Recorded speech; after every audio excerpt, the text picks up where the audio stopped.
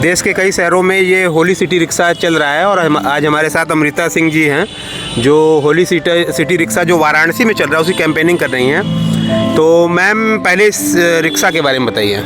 Sir, ये हमारी rickshaw है, जो ये प्रोजेक्ट हमारी होली सिटी रिक्शाज़ है, ये हमने इस तरीके से मॉडिफाइड रिक्शाज़ को लॉन्च किया है जिससे हमारी जो महिलाएं हैं वो कंफर्टेबली इसको ड्राइव कर सकें। और इसमें कई तरीके की ऐसे ऑप्शंस हैं जो आपको रेगुलर रिक्शा में देखने को नहीं मिलेंगे। जैसे ये सेफ गार्ड है, इस पर आप अपनी बिलोंगिंग्स कुछ इंपॉर्टेंट चीज़ें रखकर इसे लॉक करके इसकी कीज़ आप अपने पास रख सकते हो। ये वाटर बॉटल के भी ऑप्शंस दिए हुए हैं, ओपन कैनोपी का ऑप्शन है, म्यूजिक है और डायरेक्शन देने के लिए भी बहुत सी चीज़ें इसमें ऐड की गई हैं। तो ये अलग तरीके से डिज़ाइन किया हुआ रिक्शा है। इसमें जो सीटिंग कैपेसिटी है वो बहुत अच्छी है। आप इसमें बैठकर आप फील कर सकते हो कि ये रेगुलर रिक्शा से काफ़ी बड़ी है। महिला सशक्तिकरण की बात होती है और मेरे ख्याल से ये महिलाओं के लिए ही है, तो वुमेन एम्पावरमेंट को कितना बढ़ावा मिलेगा? सर, जैसे कि अभी फ़िलहाल तो जो बनारस है, अभी तक जहाँ तक मैंने देखा ये पूरी तरीके से मेल डोमिनेटिंग प्रोफेशन रहा है। बट अब हमारी महिलाएं भी आकर इस प्रोफेशन में अपने आप को इन्वॉल्व करने की कोशिश कर रही हैं। तो हमारी बस यही कोशिश है कि महिलाएं भी ड्राइव करें, अंग्रेज़ों को घुमाएं। उनको लगता है केवल अंग्रेज़ों को घुमाएं? नहीं, अंग्रेज और साथ में प्रदेशी जो हमारे देश से बाहर से लोग आ रहे हैं वो भी हमारे कस्टमर हैं और उनको भी हम ये राइड दे सकते हैं। तो सिर्फ वुमेन ही ड्राइव करेंगी या मेन भी ड्राइव करेंगे? नहीं सर, ये सिर्फ वुमेन्स के लिए है और ये प्रोजेक्ट ही सिर्फ वुमेन एम्पावरमेंट के लिए। हमारा विज़न और मिशन है वुमेन एम्पावरमेंट। मैम एक बात बताइए, बनारस टोटो से बहुत परेशान था, तो कहीं ऐसी ना हो जाए कि आपका ये रिक्शा दूसरी परेशानी का सबब बने ट्रैफिक के लिए? सर, फर्स्ट ऑफ ऑल कि हम परेशानी का सबब तो बिल्कुल नहीं बनेंगे, क्योंकि हमारे जो ड्राइव है वो डेस्टिनेशन टू डेस्टिनेशन होने वाला है।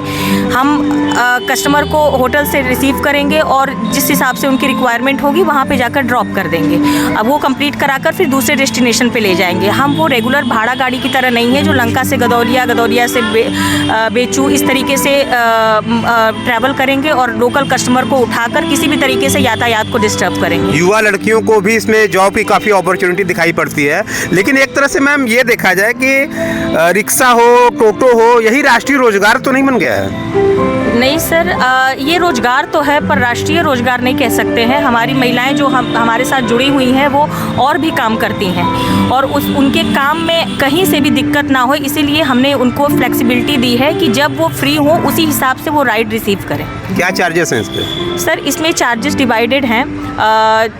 जैसे अगर आप जिस हिसाब से आपकी रिक्वायरमेंट आती है, जैसे आप सुबह बनारस देखना चाहते हैं तो उसके अलग चार्जेस हैं और अगर आप ओवरऑल बनारस की राइड लेना चाहते हैं तो उसके अलग चार्जेस हैं। तो आपकी जिस हिसाब से रिक्वायरमेंट आएगी चार्जेस से उसी तरीके से डिवाइड किया जाएंगे। और आखिरी सवाल मैम मैं ये लूँगा कि जैसे वाराणसी जाम भरा शहर है, आपको तो पता है, जयपुर वगैरह में भी चला, कितनी सफलता मिली है बाकी शहरों में? सर, जयपुर में बहुत अच्छा इसको सफलता मिली है। इवन वहाँ की गवर्नमेंट भी इसको पूरी तरीके से सपोर्ट करती है और वहाँ पे हर मंथ आप है कि वहाँ की राइडर से आप मिल सकते हैं, बात कर सकते हैं। उनकी एक अच्छी भविष्य की वो कल्पना कर रही हैं और अच्छा इनकम जनरेट कर रही है और वी आर होपिंग कि हम यहाँ पे भी इसी तरीके से। ओला, उबेर, रैपिडो से ही रहेगा या इसका अपना एप्लीकेशन है? नहीं, इसका अपना एप्लीकेशन है।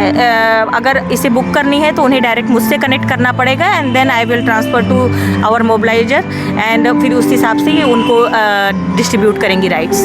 तो ये था हमारे साथ ये रिक्शा। कई प्रश्न भी उठ सकते हैं, हो सकता है ये जाम का कारण न बने, लेकिन मैम ने कहा है कि ऐसा कोई कारण बनेगा नहीं। धन्यवाद।